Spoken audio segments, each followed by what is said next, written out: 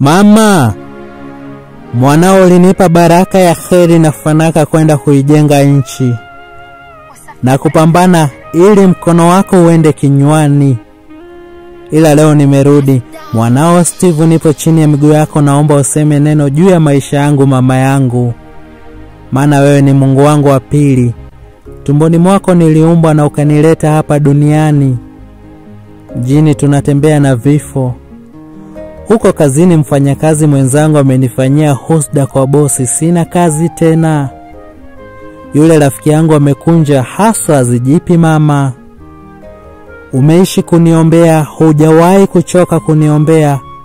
Na Mungu anavyojibu dua zako za faragha, nina imani kubwa na hii hadharani ataijibu pia. Amin. Oyasema baba, heshima ya nyumba si dirisha. Dunia ni